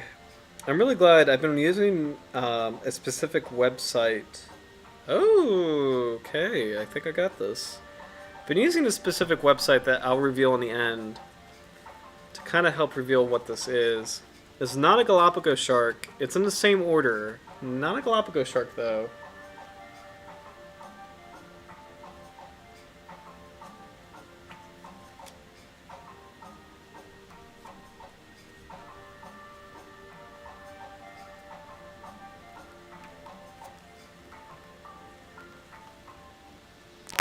Yeah, okay. It's... Ooh, Roy, you're close. It's close to weasel shark. Howard, it's not an Atlantic dogfish. It's closer to... I think it's not a... Well, hold on. Okay, it's not a true weasel shark, but it's getting close.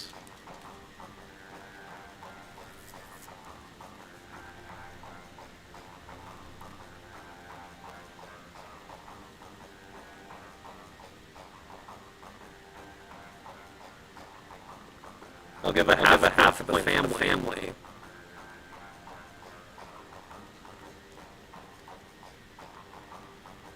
Ooh, okay. Roy, I will give you a point for that, actually. It is a kind of taupe shark. This is the Japanese taupe shark, so point for that. So my name is Hemitriacus japanica, so this is a kind of hound shark, but more specifically a kind of taupe shark. So really good guess, Roy. So yeah, it is a kind of taupe shark. Ooh, Galiocerdo tigrinus. This is a steal.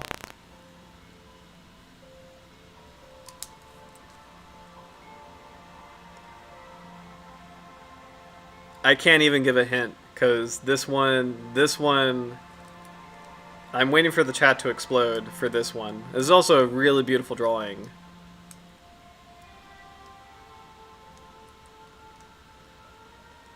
Yes.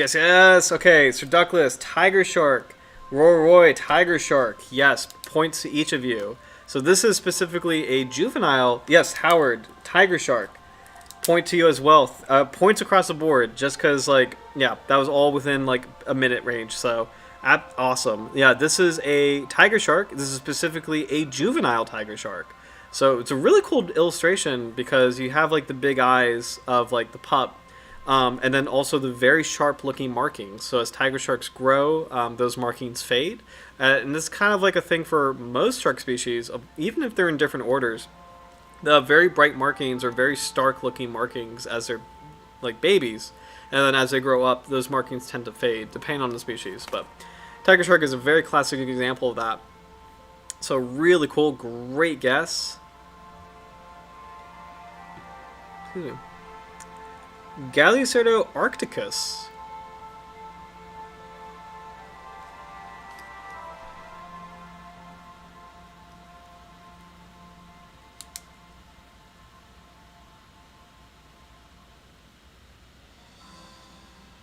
And Howard, absolutely agree. Love the patternation as well.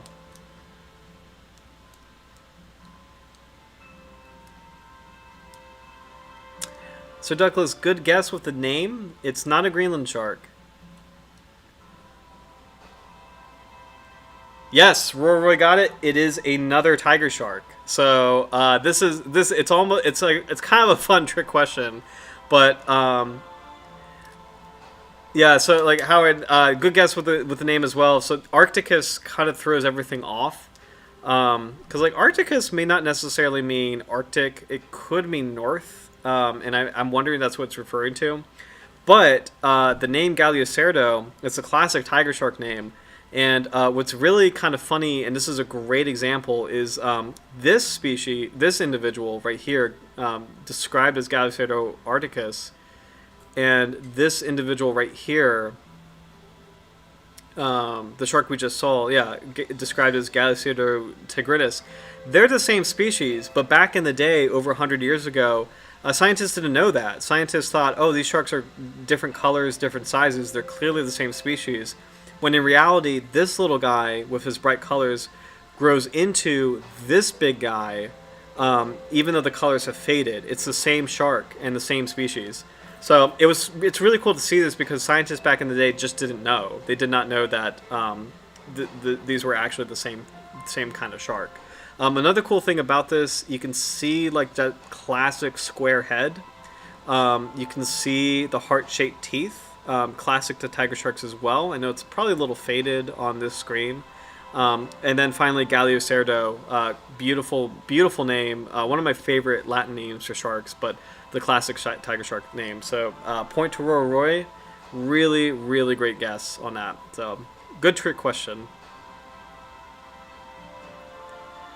Oh no, Loxodon macrorhinus. That is a really damaged looking shark. Let's see.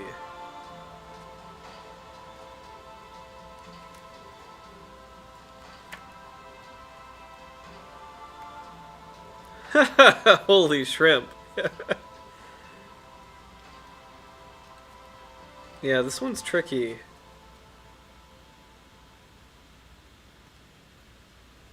Because this is a really fun game just because, like, since these are so... Okay, found it.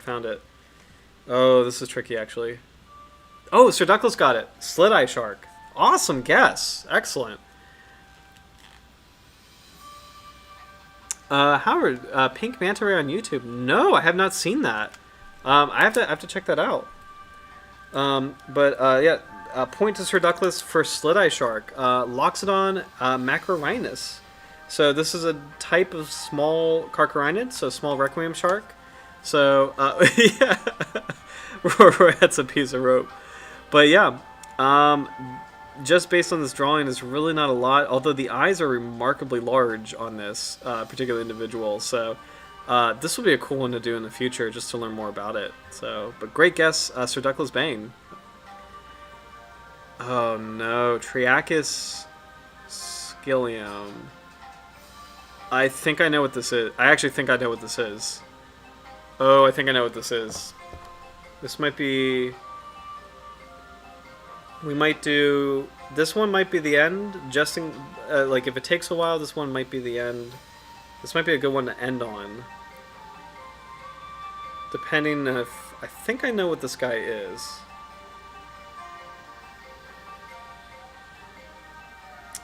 Sir Douglas... Yes, it is a kind of hound shark. It is a hound shark, so I would definitely give at least half point for that.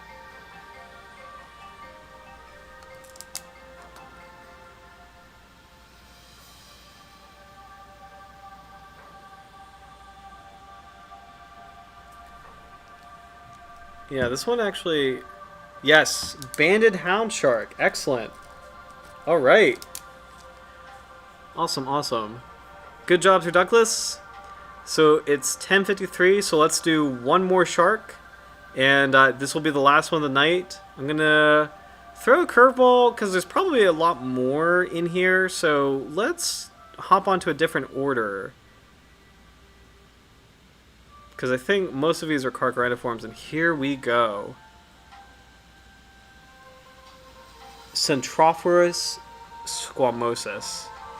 I actually know what this is. I may not know the species, but I absolutely know what this group is.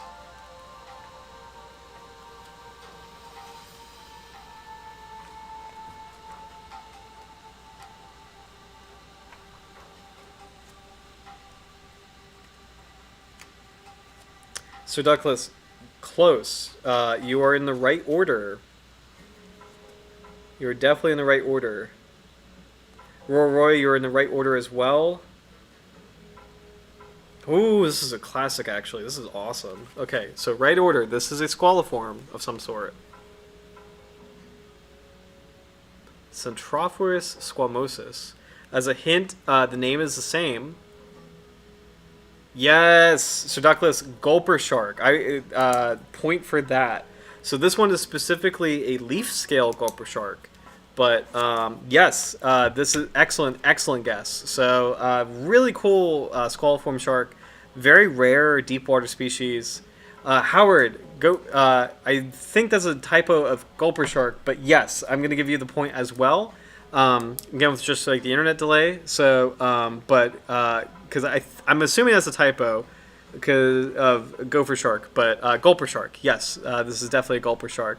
So really rare group of sharks, deep water, mysterious, very has given a lot of shark taxonomists a lot of trouble as far as like classifying it. So, but man, everybody did awesome. I'm just gonna tally up the points. So let's see. Okay.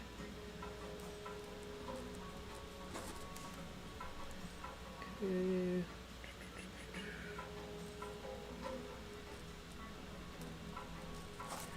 Okay. Awesome, awesome, awesome.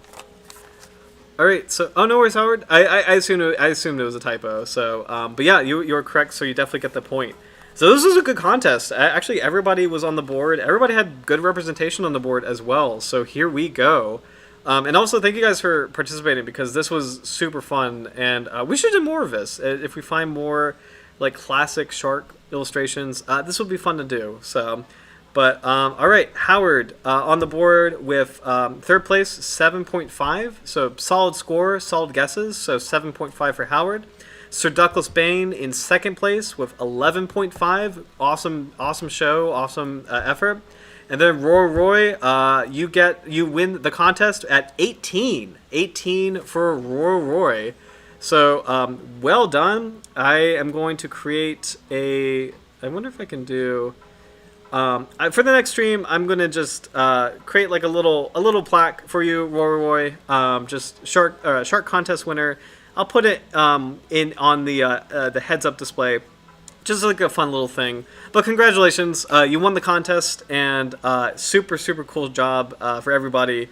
This was really fun. Like it's just like it's cool to see the art, and I think that's also a really great illustration of how much has changed and how like unreliable like old art is. I really love that moment with the presumably bronze whaler where that scientific name just like it's gone all over the place, like in two completely different directions, like great white sharks and like oceanic white tips, and it's not even either one of those. So it's really cool to see how much has changed through time. Again, this manuscript is from 1841. So super cool just to like be able to examine it, see this beautiful art, and then also like you could still, it's cool to see the things that still resonate today. Some of the names, like this one, Centrophilus squamosus, it's still relevant today. So that name actually endured for over 100 years, which is really cool. And then some things are, of course, completely outdated. And then also, I love that comment you made earlier, Roy, just like it's a piece of rope. That was definitely a damaged species for that, or damaged individual for that particular species. But thank you guys so much for watching. This was a really fun stream. I know there's not a lot of information on the Barbeled Houndshark, but it was really cool to see what we could see, and just to kind of spread awareness of like this is definitely a species that probably needs a lot more research and could use future shark scientists just to head that endeavor to get more information on the species. But all the same, we had a lot of fun going over just like old art and just like kind of shark biodiversity in our own way. So it's been a really fun night, and I really enjoy just like doing this with you guys, and I learned a lot of things too. So, but thanks, Roy. Thank you so much. I love that comment. Really appreciate that.